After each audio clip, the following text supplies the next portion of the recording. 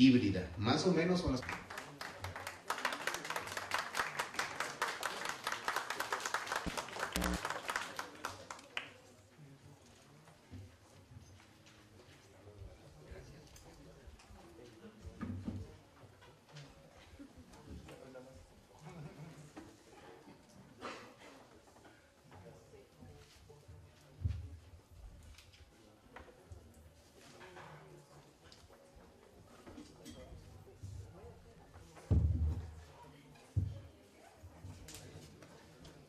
Buenos días, compañeros. Para continuar con el coloquio, tenemos una conferencia magistral a cargo del compañero profesor investigador Gilberto López y Rivas, un compañero de gran trayectoria académica, política. Fue director aquí de esta escuela en los años 80. Una época donde se hicieron transformaciones importantes en la escuela, que después se vinieron abajo, ¿verdad? Pero en esa época sí hubo, se hablaba del autogobierno en esta escuela de antropología. Y bueno, el profesor Gilberto tiene un currículum impresionante. Estabas viendo un poquito los datos de lo que ha hecho, lo que ha realizado, lo que ha investigado. Entonces nada más mencionaremos lo más básico, ¿no? Que es profesor investigador del Instituto Nacional de Antropología e Historia, doctor en antropología por la Universidad de Utah, maestra en antropología por la UNAM y la ENA también, miembro del Sistema Nacional de Investigadores, el SNI, investigador titular sede del Centro Regional INA Morelos en Cuernavaca, profesor de la Universidad Autónoma Metropolitana entre 1979 y 80. También ha sido profesor aquí de la escuela, profesor visitante en la Universidad de La Habana, Cuba, Universidad de San Carlos, Guatemala, CIMI de Brasilia, en Brasil, director de la Escuela Nacional. Aquí yo tengo el dato que fue director en 1980-83. ¿Es correcto? Sí, sí. Es correcto. Colaborador de La Jornada y otros periódicos y revistas especializadas, conferencista nacional e internacional sobre cuestión étnica nacional, jefe delegacional del gobierno del Distrito Federal en Tlalpan entre 2000 y 2003, fue también diputado federal en la, ¿qué es esto? 54 y 57 legislatura, miembro de la Comisión de Concordia y Pacificación, la COCOPA,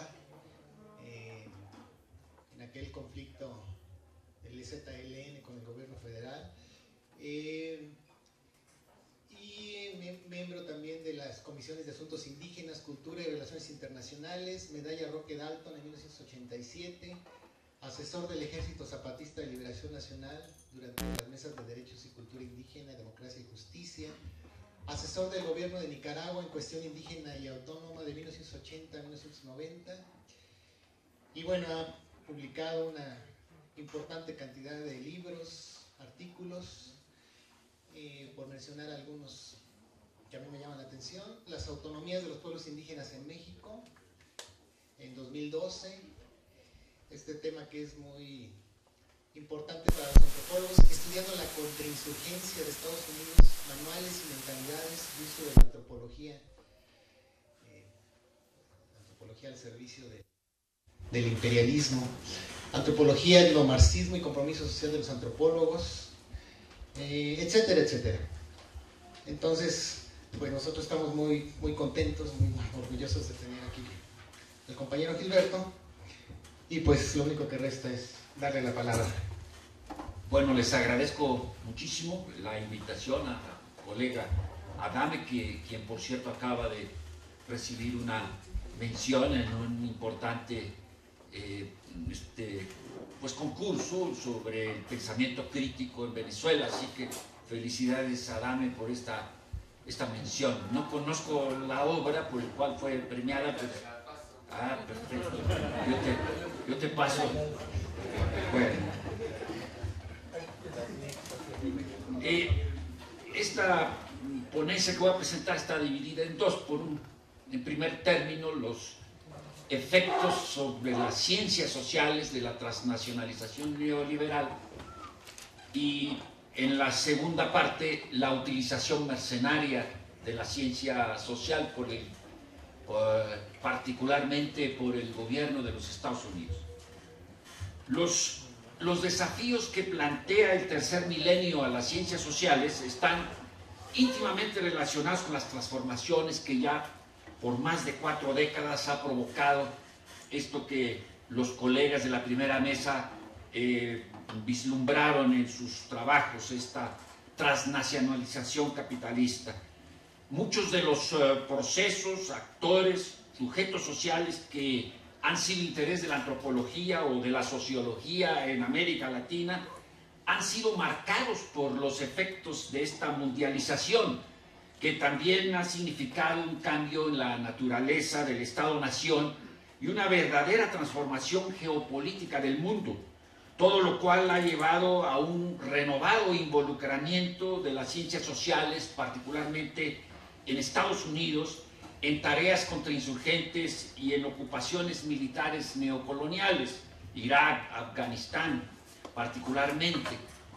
El desmantelamiento del Estado benefactor y su transnacionalización o globalización ante la crisis de acumulación de los 70 marca el inicio de las políticas neoliberales junto a las transformaciones tecnológicas en la informática, que aquí se mencionaron, y las comunicaciones que tienen lugar en estas décadas, así como la apertura de los mercados del antiguo bloque socialista, incluyendo China y Vietnam, por lo que no debe extrañarnos que la globalización misma se convierta en un tema específico de la investigación antropológica por colegas como Marc Abelé o Arjun Appadurai o el colega andaluz Isidoro Moreno. Por su parte, nuestros vecinos, los sociólogos como Viviorca, refieren incluso a una mutación de las ciencias sociales. En América Latina hemos estado utilizando el término de ocupación integral para describir este proceso globalizador, desnacionalizador y privatizador, a través del cual, de manera abierta o silenciosa, las economías de nuestros países, todos los sectores y ramas del Estado, el patrimonio cultural, los recursos naturales y estratégicos de nuestras naciones van siendo integrados a los tratados de libre comercio con base en los intereses y condiciones impuestas por las grandes corporaciones transnacionales bajo la protección y hegemonía político-militar de lo que Samir Amin denomina como imperialismo colectivo, que hoy predomina en el ámbito planetario, encabezado por Estados Unidos de América. Por cierto, para el año 2010, el gasto militar de este país, de Estados Unidos, superaba al gasto militar de todos los países del planeta.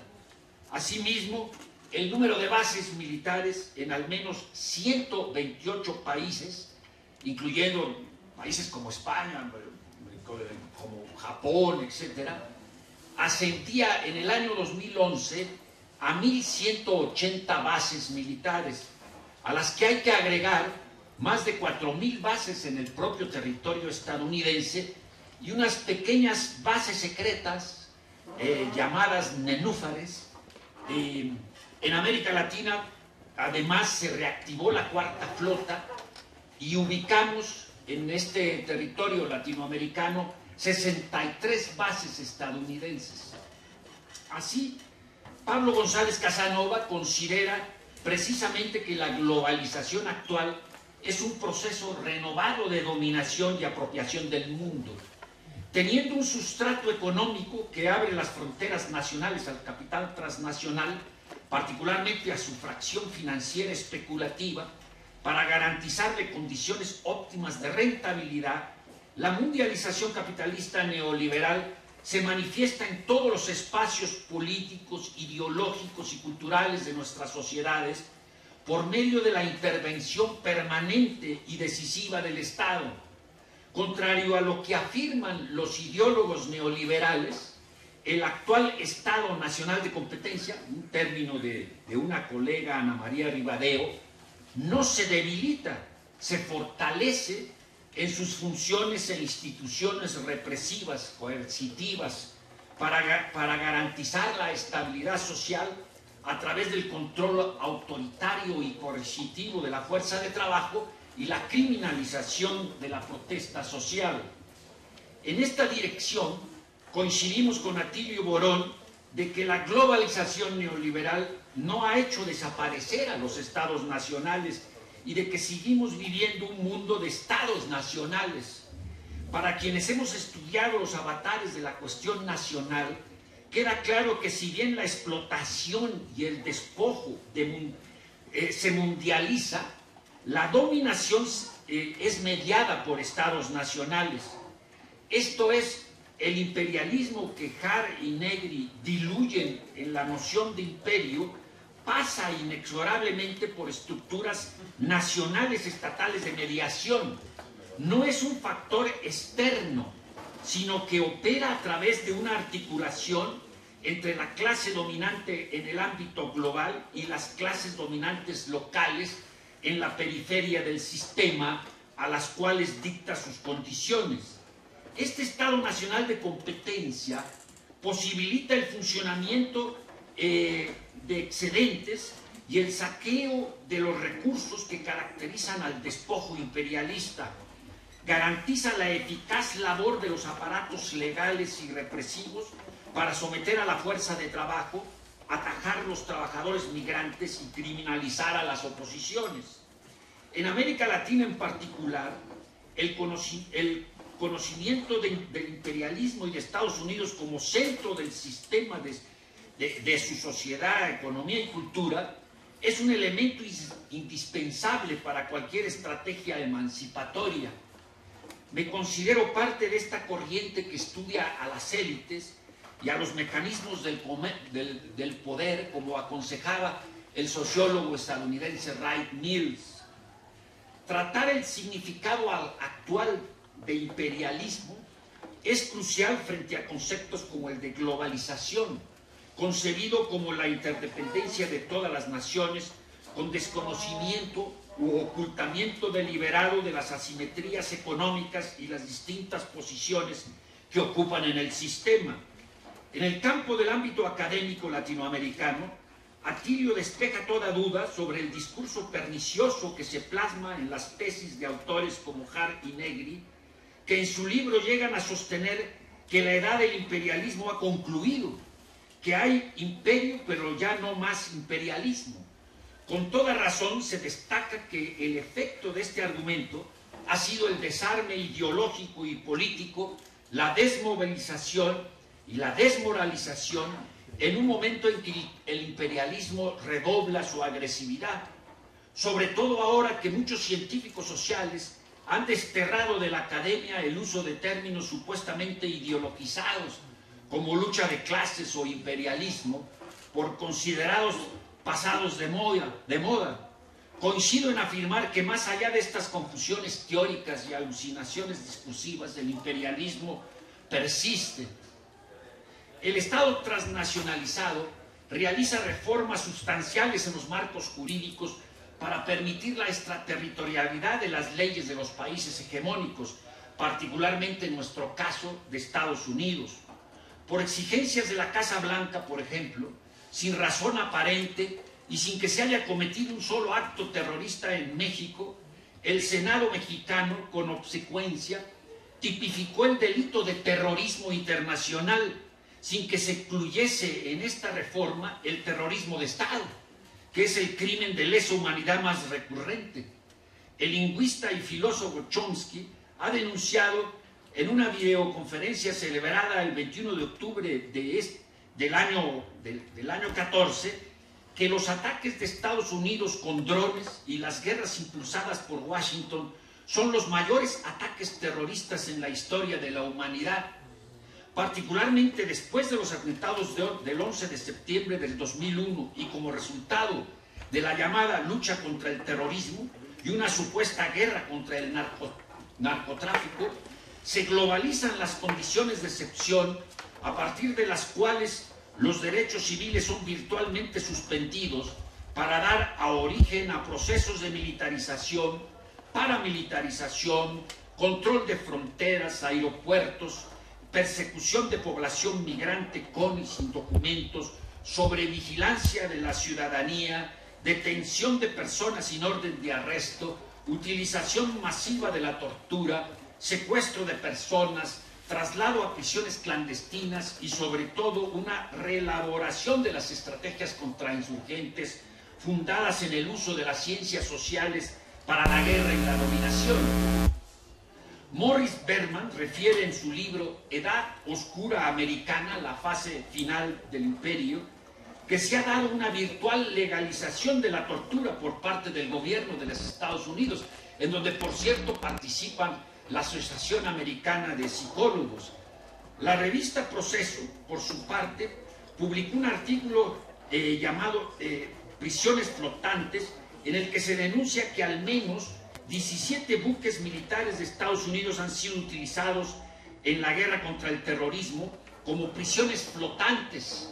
Un informe de Reprieve identificó a casi una veintena de estos barcos en los que, afirma, han sido retenidos, interrogados y torturados miles de sospechosos de actividades terroristas. El organismo calcula que por esas embarcaciones, que hasta ahora mantienen recluidos a un número indeterminado de desaparecidos, han pasado al menos 80,000 personas. Así, el llamado Estado de Derecho en el capitalismo neoliberal se encuentra crecientemente determinado por los intereses generales del poder político-económico en el contexto de la especificidad histórica de un agravamiento de la lucha de clases y la exacerbación de las contradicciones entre el carácter mundial de la acumulación y la forma nacional de la dominación, que siempre ha sido inmanente al capitalismo. A mayor conciencia y conflictos sociales correlacionados con un mayor número de expoliación de la fuerza de trabajo, mayor violación de los derechos humanos y deterioro del Estado de Derecho. La desestructuración permanente del derecho público, privado, civil y penal, y sobre todo del derecho constitucional, proviene fundamentalmente de los poderosos que operan las leyes, tienen el control real del aparato judicial, orientan la actuación del constituyente permanente, o sea, los congresos y los parlamentos, y detentan el monopolio de la violencia considerada legal e intervienen también en la violencia clandestina, es decir, en la violencia a través del supuesto narcotráfico o guerra contra el narcotráfico. En la actual etapa neoliberal destaca el quebranto por parte de las propias autoridades en el cumplimiento de los marcos jurídicos vigentes, tanto en el ámbito nacional como en el internacional. Las cartas constitucionales, expresión formal de una determinada correlación de las fuerzas sociales, casi siempre producto de cruentos procesos revolucionarios o de eclosiones sociopolíticas, han sido sistemáticamente modificadas o violentadas en los últimos 40 años en función de los intereses corporativos transnacionales y los de sus socios en el interior de nuestros países, que trabajan diligentemente para reformar o transgredir las leyes si es necesario, para hacer prevalecer la ganancia privada y mantener un entorno estable para el capital transnacional.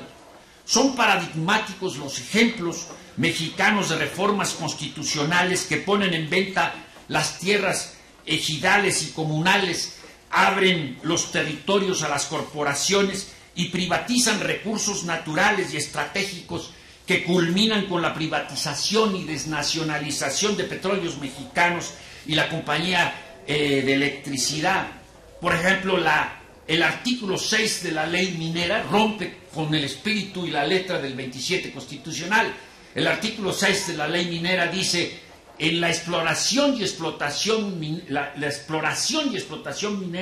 prevalecerán sobre cualquier otro uso de la tierra.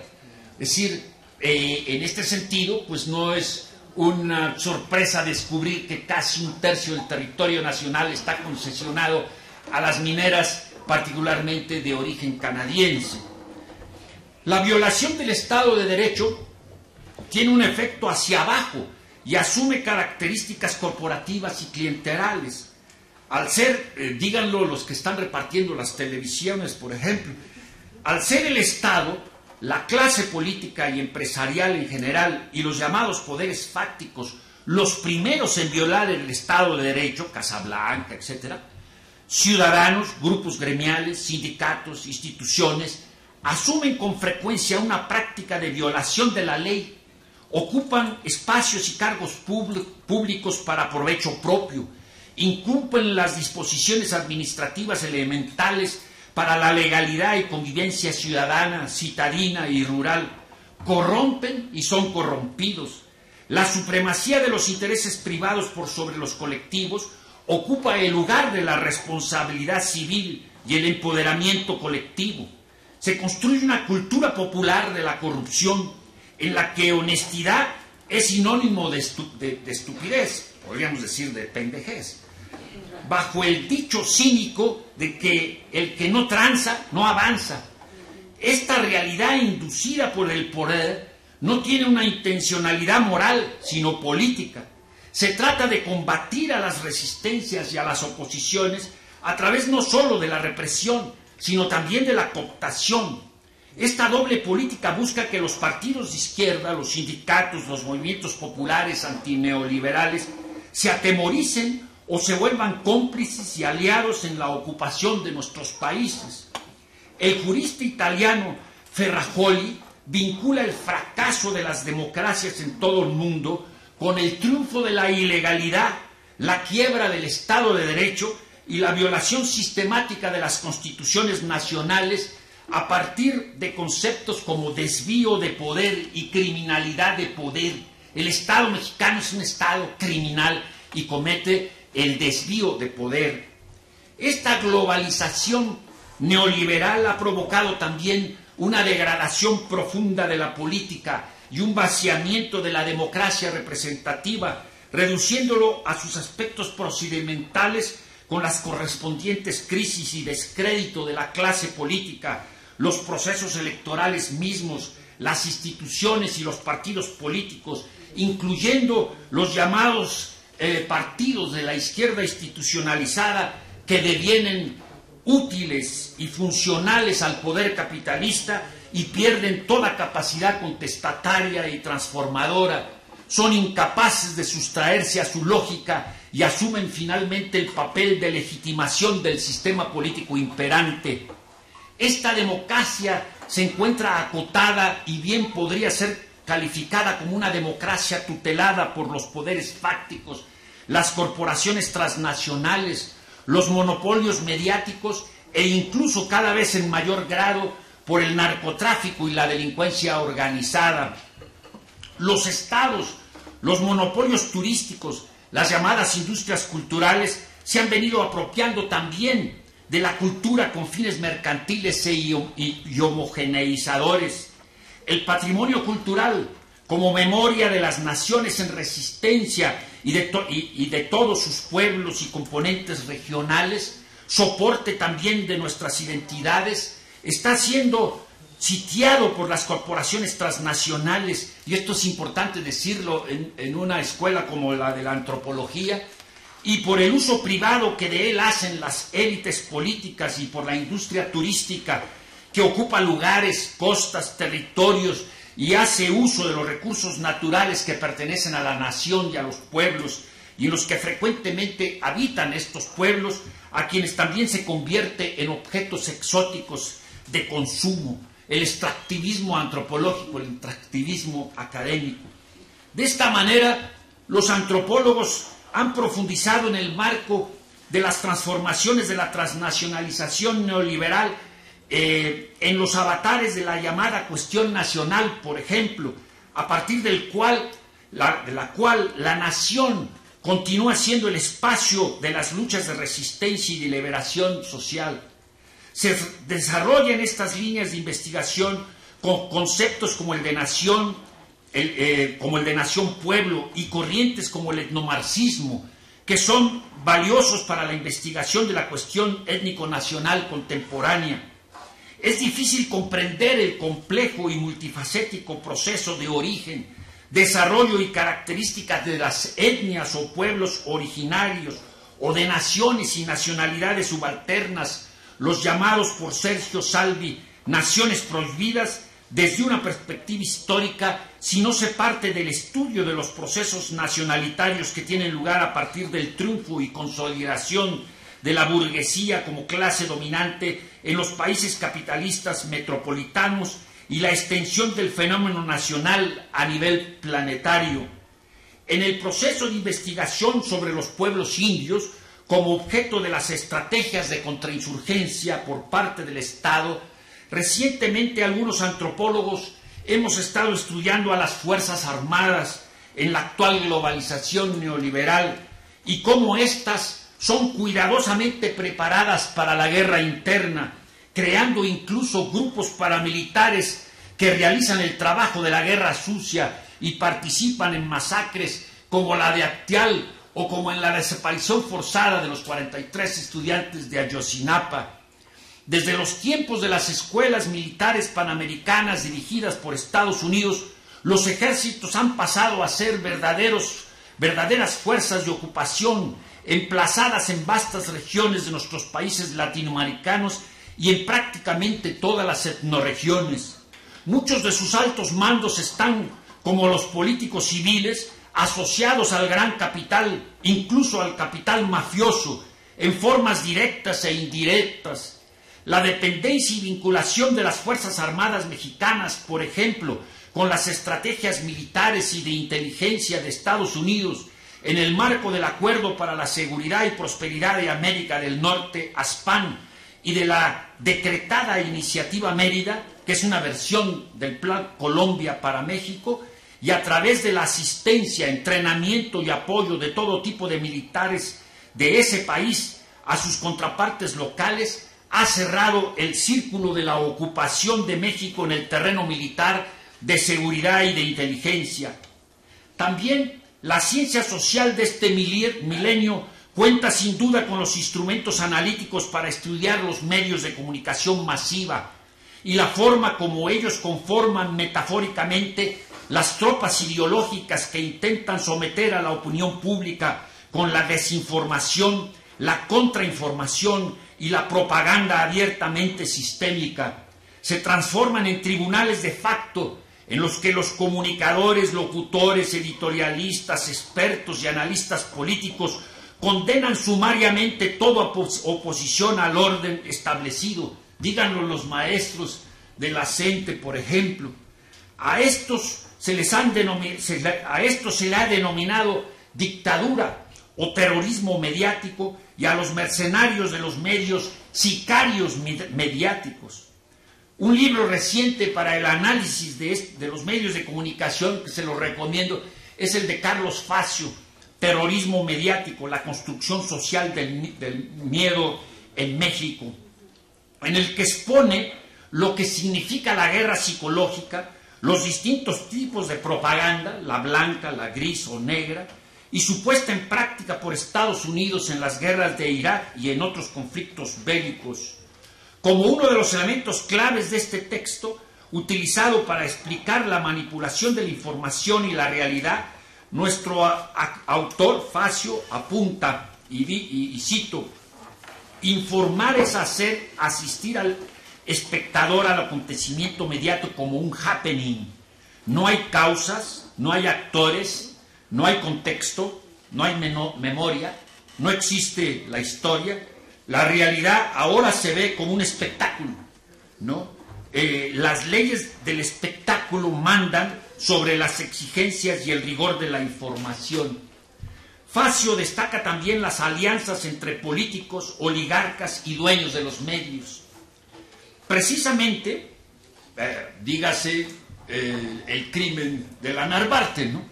Y la responsabilidad que tiene el gobernador veracruzano en este crimen. Precisamente uno de los elementos claves de las estrategias contrainsurgentes de los militares estadounidenses que he venido estudiando es el papel asignado a los grandes medios de comunicación y la utilización de la mentira como una arma de guerra. Un ejemplo fue la supuesta existencia de armas de destrucción masiva en Irak.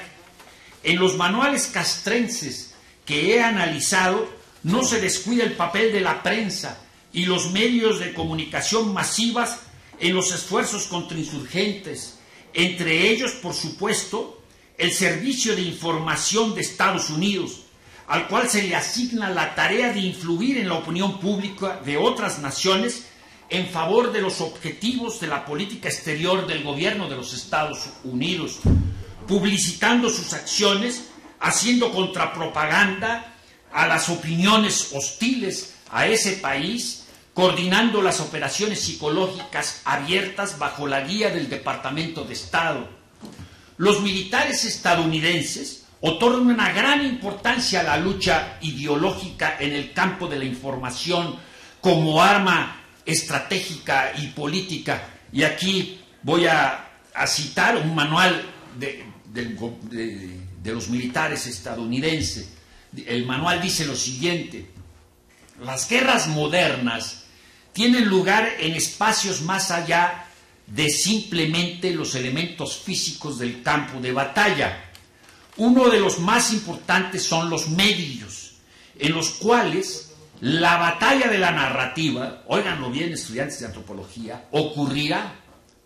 Ya nuestros enemigos, o sea, entre ellos pues uno como el que habla, ¿verdad? Ya nuestros enemigos han reconocido que la percepción es tan importante para su éxito como el evento mismo. Fíjese, ¿no? La percepción es tan importante como el evento mismo. Al final del día, la percepción de lo que ocurrió importa más de lo que pasó realmente. Escuche, dominar la narrativa de cualquier operación, ya sea militar o de otro tipo, paga enormes dividendos. O sea, no importa qué chingos pasó, lo importante cuál fue la narrativa que se hizo. Es decir, ¿qué sucedió en el crimen de la Narvarte? No importa. Lo importante es qué narrativa hacemos sobre el crimen de la Narvarte. Y eso es lo que importa, la realidad, la justicia, la verdad, no importa, ¿no? Fracasos en este terreno, dicen los militares, mina el apoyo para nuestras políticas y operaciones, y actualmente pueden dañar la reputación del país, como si tuviera reputación, y su posición en el mundo, ¿no? Hasta aquí termina la cita de los militares estadounidenses. Estas consideraciones explican, por ejemplo, los estrictos controles y prohibiciones para que medios independientes hagan su trabajo en Irak, en Afganistán, en Siria, en Libia, en la Franja de Gaza, donde Israel ha puesto barreras a los medios para intentar ocultar el genocidio del pueblo palestino. A pesar de ello, la narrativa de lo que realmente ocurre en todos estos países, por sus dimensiones dantescas y la perseverancia de un periodismo comprometido, en la jornada tenemos por ejemplo a Fisk, ha logrado traspasar las censuras castrenses y el trabajo diario de comunicadores incrustados o empotrados, así les llaman los gringos a los periodistas que los acompañan, que hacen eco de las perspectivas imperialistas.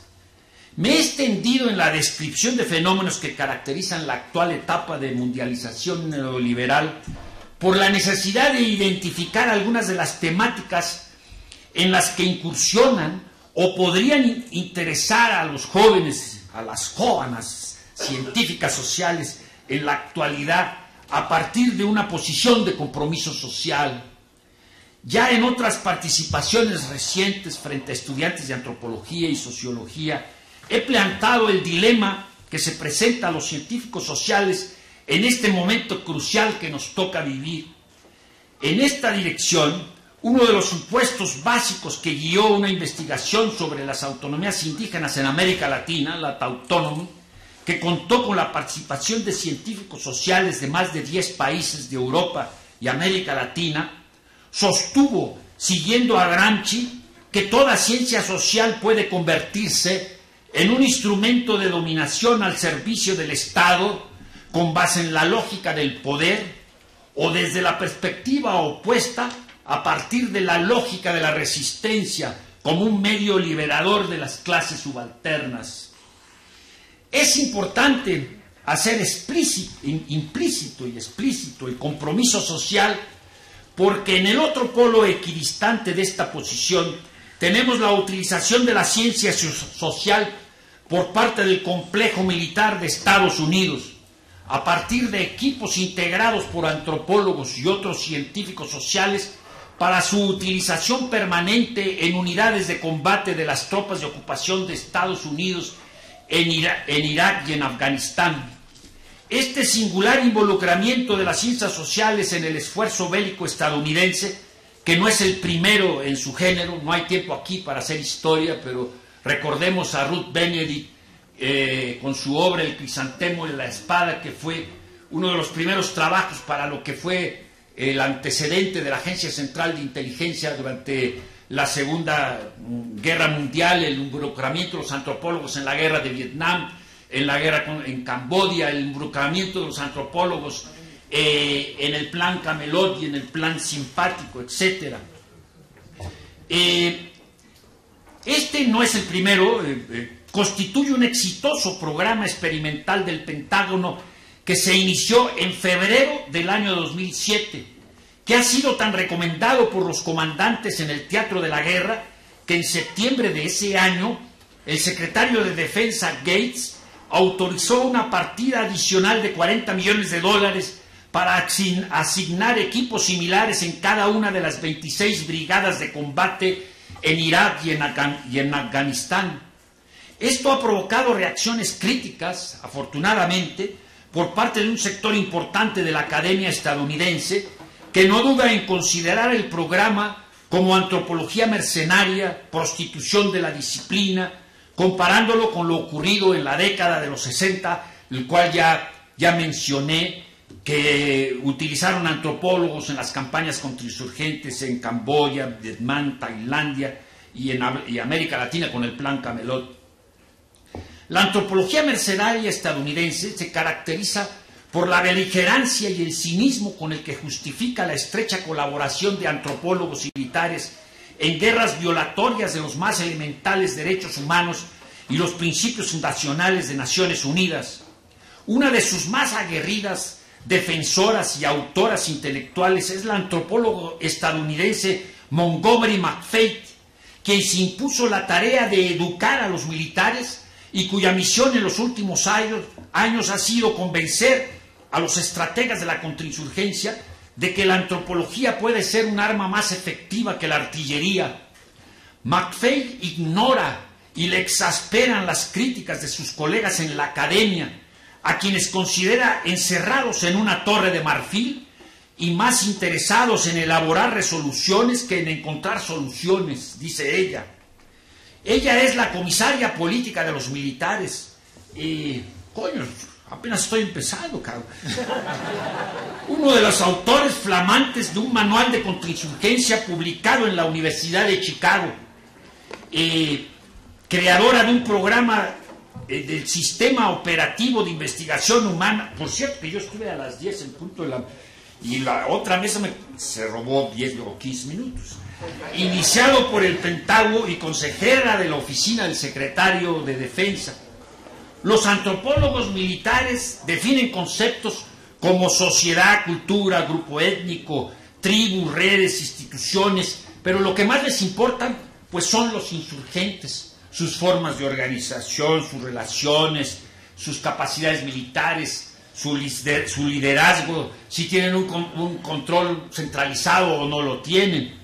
Price, un antropólogo que les recomiendo también, que tiene un magnífico libro que se llama Antropología Militarizada, él dice que pues se opone a este tipo de utilizaciones por parte de antropología. Dice que evidentemente violan el código ético y bueno, habla de cómo se dio, es decir, él considera que así como la Primera Guerra fue la guerra de los químicos, ¿verdad?, por la utilización del gas en la guerra, la Segunda Guerra, la guerra a los físicos por la explosión, la utilización.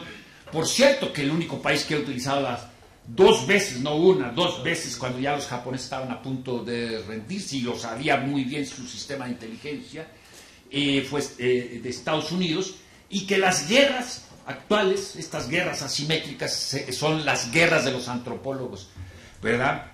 Entonces, bueno, no voy aquí a entrar a todo lo que fue la utilización de los antropólogos durante todo el siglo XIX, el siglo XX. Me voy directo a el manual de contrainsurgencia, que es el más importante, el 3-24, y ahí quiero leer, por ejemplo, cuál es la hipótesis rectora de este manual. Una condición, y cito a los militares, una condición fundamental de la guerra irregular y de las operaciones de contrainsurgencia es que el comandante y el Estado Mayor no pueden seguir limitando su atención a las materias tradicionales, misión, enemigo, terreno y condiciones meteorológicas, tropas amigas y apoyo disponible y tiempo. La población local del área de conflicto debe ser considerada un aspecto tan crítico como distintivo del diagnóstico del teatro de la guerra por parte del comandante. La dimensión humana es la esencia misma de la guerra irregular. Entender la cultura local y los factores políticos, sociales, económicos y religiosos es crucial para una contrainsurgencia y para operaciones de estabilidad exitosas y últimamente para el triunfo de la guerra contra el terror, que es lo mismo que decir guerra contrainsurgente a nivel planetario, ¿no? Estamos pues ante lo que se llama la contrainsurgencia culturalmente asesorada por parte de los antropólogos, ¿verdad?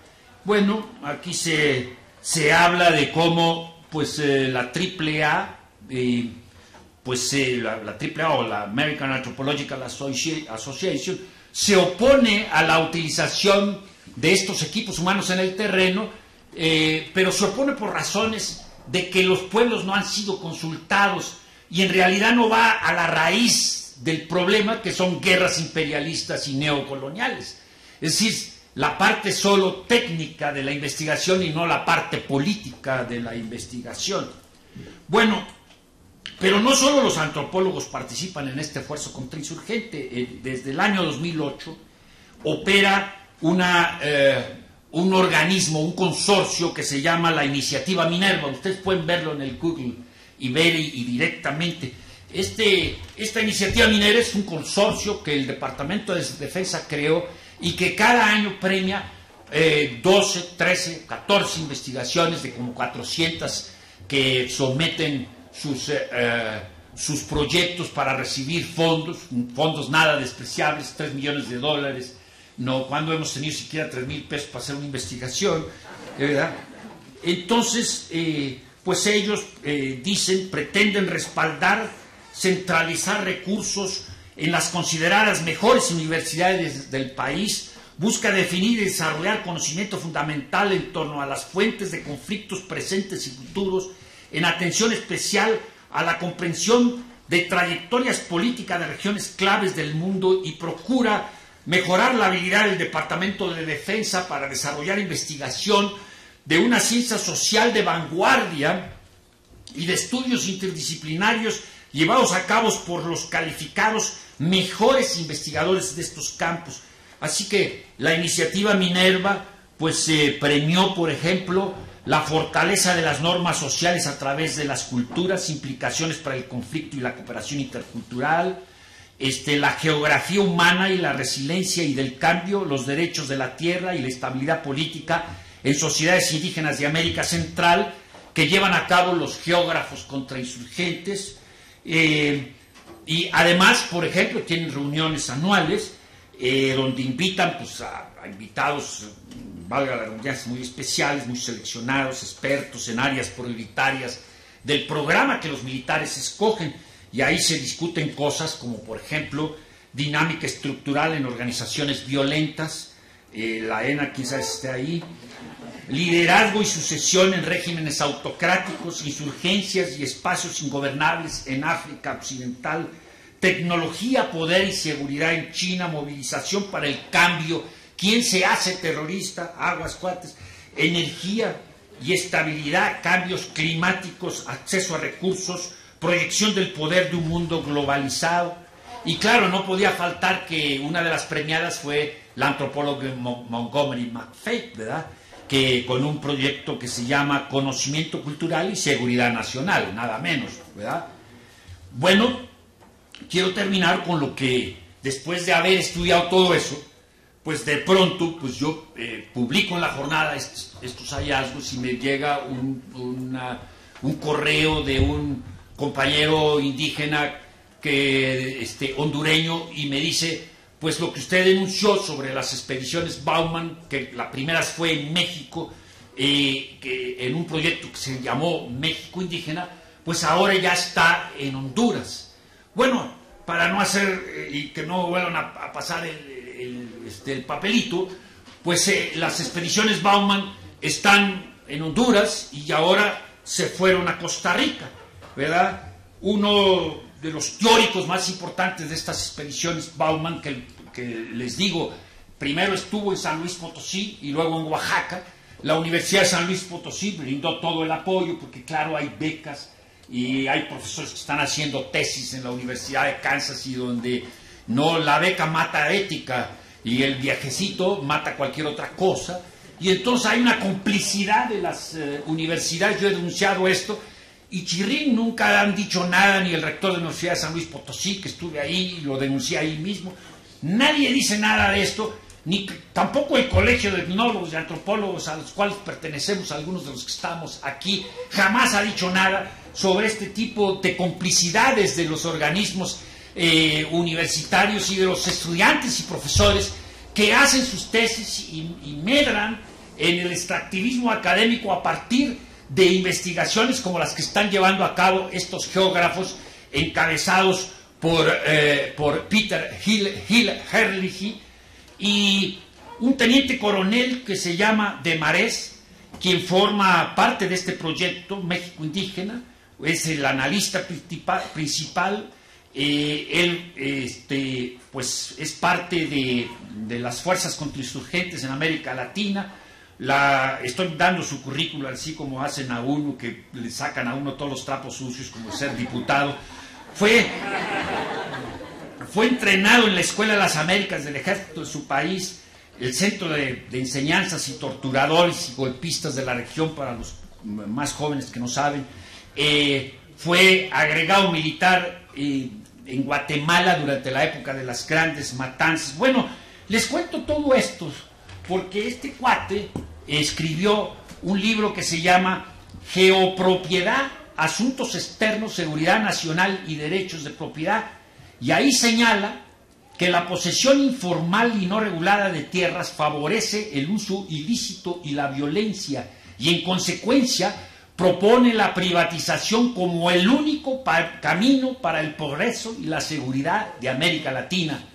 En suma, para este investigador asignado por los militares a las expediciones Bauman, es fundamental la desaparición de las formas de propiedad colectiva que sustentan los procesos autonómicos de los pueblos indígenas, ya que, y cito, el poder estratégico se convierte en la habilidad de retener y adquirir derechos de propiedad alrededor del mundo, de Marés. Esta tesis en defensa de la propiedad privada, que resulta clave para entender el interés del Pentágono en la tenencia de la tierra, y así como la participación de Marés en el proyecto México Indígena o en los esfuerzos contrainsurgentes en Colombia por parte de las expediciones Bauman, se presenta paradójicamente. Ellos se presentan ante los pueblos indígenas como defensores decididos de los propios pueblos, de una geografía al servicio de la paz. Entonces, bueno, 3 preguntas para terminar. ¿Qué estamos haciendo los científicos sociales para contrarrestar o al menos denunciar estas estrategias contrainsurgentes de Estados Unidos? ¿Cuál es la condición ético-política de las ciencias sociales en nuestro entorno, verdad? Y a manera de conclusión, si me permite el moderador inmoderado, ciertamente que la humanidad vive tiempos difíciles que es imposible ignorar. En este contexto de inseguridad e incertidumbre de lo que el futuro depara, particularmente para las jóvenes generaciones, y en el que la fortuna de 358 individuos más ricos del planeta es superior a los ingresos anuales sumados del 45% de los habitantes más pobres de la Tierra, la ciencia social no puede renunciar a una concepción totalizadora del mundo que incluye una opción consciente del carácter de su vinculación con sus tradicionales y nuevos sujetos de estudio, guardando el rigor científico, la ética y la congruencia metodológica. Considero fundamental seguir estudiando los sistemas de explotación, dominación y exclusión, a la par que las luchas contrahegenómicas de los pueblos, para contribuir a que las fuerzas de la vida y el valor de la dignidad prevalezcan por sobre la maquinaria capitalista de muerte y destrucción. Muchas gracias.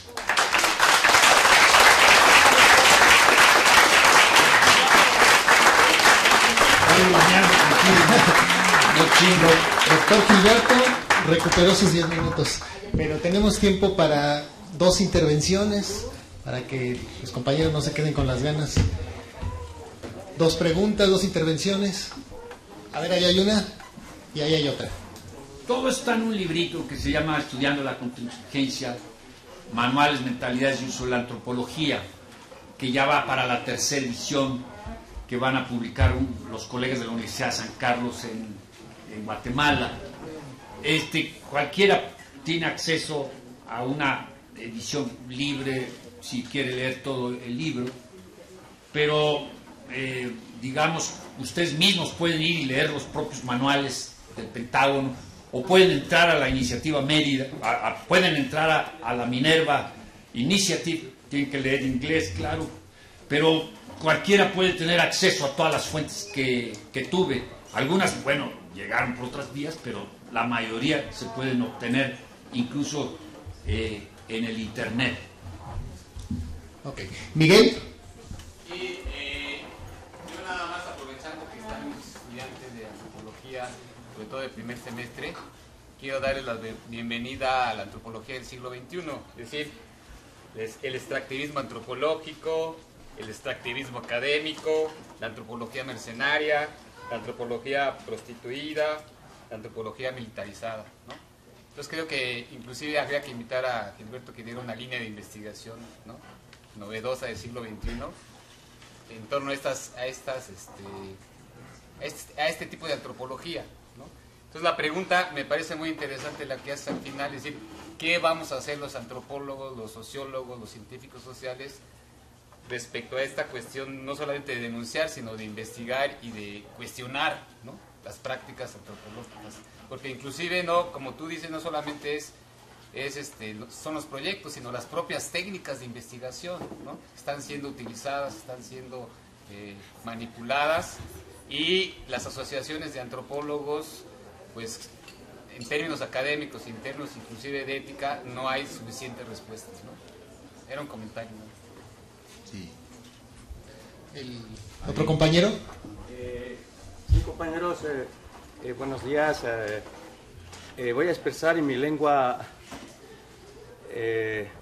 tengo algo que decirles.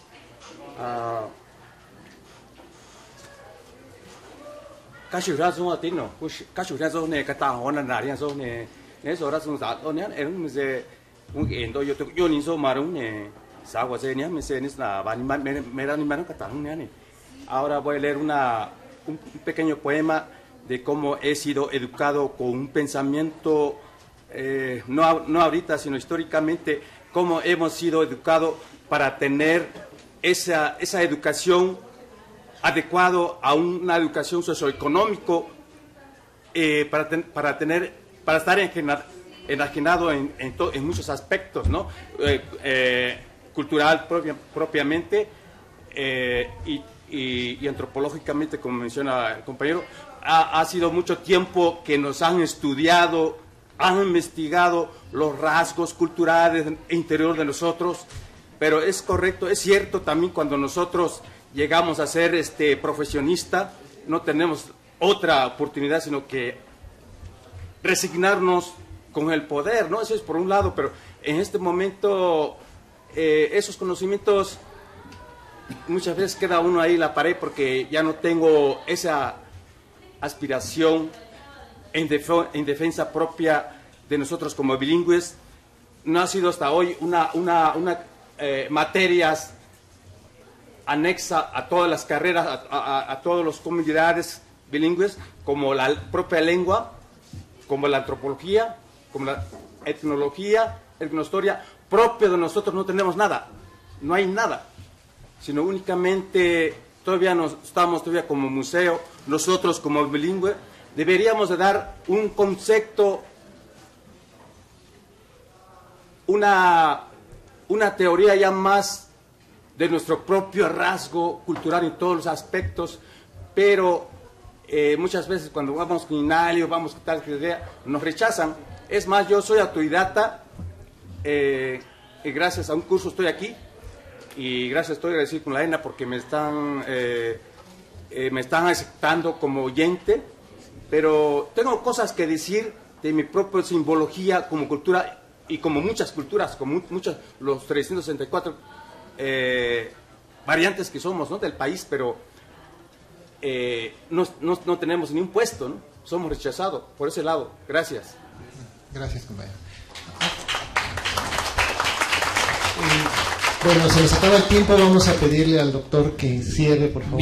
Miren, lo que quiero yo denunciar de manera muy concreta es que actualmente, en este momento, está teniendo lugar esta investigación que están llevando a cabo particularmente los geógrafos en Honduras y se aparecieron en Costa Rica. Esta es la investigación que mencioné de Baumann, Peter Herlihy y de Demarest. El prototipo fue iniciado en México y se llamó México Indígena, que lo denunció Aldo González. Y aquí están involucradas universidades de Honduras, como la Universidad Francisco Morazán, la Universidad Pedagógica Nacional Francisco Morazán, pero también dirigentes indígenas, o no sé si son realmente dirigentes indígenas, que están apoyando a los geógrafos. ¿Por qué? Porque los geógrafos están dando cursos para la utilización del GPS y la fabricación de mapas, y les dicen que con estos mapas ellos van a ayudar en sus luchas, pero en realidad la obtención de los datos que los geógrafos recolectan va más allá de lo que podrían ser las cuestiones de carácter estrictamente geográfico, y entran cuestiones de inteligencia, de información, de política, de todo. De tal manera que, pues ahora, como nosotros los denunciamos, incluso Peter Herlihy hace como un mes se presentó en Costa Rica para supuestamente refutar las acusaciones que yo le había hecho desde la jornada, pues ahora abiertamente dicen que ellos reciben fondos de la Secretaría de Defensa del Gobierno de los Estados Unidos y se anuncian así.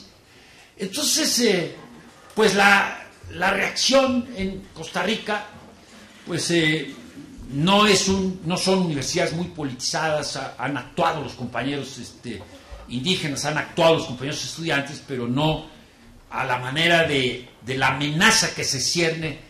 Y esto está dirigido particularmente contra los pueblos indígenas en todo Centroamérica y en México. En México pues estudiaron Oaxaca, de Oaxaca los corrieron. Pero este tipo de involucramientos entre lo que podría ser la complicidad de la academia, de profesores, de estudiantes, que prefieren, les vale madre lo que se estoy diciendo con tal de terminar la tesis o con tal de obtener una beca. La Universidad de Kansas es el centro neurálgico de todos estos esfuerzos, y la Asociación Antropológica, la Asociación de Geografía. No estoy diciendo que los antropólogos sean menos activos ahora, pero porque también Montgomery McFay recibió dinero y también están los antropólogos recibiendo dinero y también hay investigaciones en curso con estas característica. Yo digo que algo hay que hacer al respecto, porque son cuestiones que nos afectan directamente y que afectan directamente a los pueblos indígenas. Entonces, ojo, no es propaganda antiimperialista, que lo es también, sino que evidentemente que están trabajando, hay una gran cantidad, es un conglomerado intelectual. Las mejores universidades de Estados Unidos están metidos en esto. La Universidad de Chicago hizo el manual especial para los soldados, el manual que mencioné, el 324, lo hizo para que los soldados pudieran traer el manual aquí. La Universidad de Chicago. Todas las mejores universidades participan a esto. Véanlo en la iniciativa Minerva. Vean cómo reclutan a los estudiantes que hablan 2, 3 idiomas o otro, los que están expuestos a culturas distintas, para que sean la primera tarea que tiene un estudiante de los que reclutan en los campos estadounidenses es reportar lo que escuchan en sus clases y reportar si los profesores tienen orientaciones procomunistas o no. Es la primera tarea encubierta, o sea, son estudiantes que en las universidades estadounidenses ya están actuando como agentes encubiertos de su propio gobierno para delatar a sus compañeros y a sus profesores. Un aplauso, por favor, al doctor Gilberto López Elías. Le hacemos entrega de su constancia. Muchísimas gracias por su participación. No se vayan, tenemos otra conferencia, compañeros.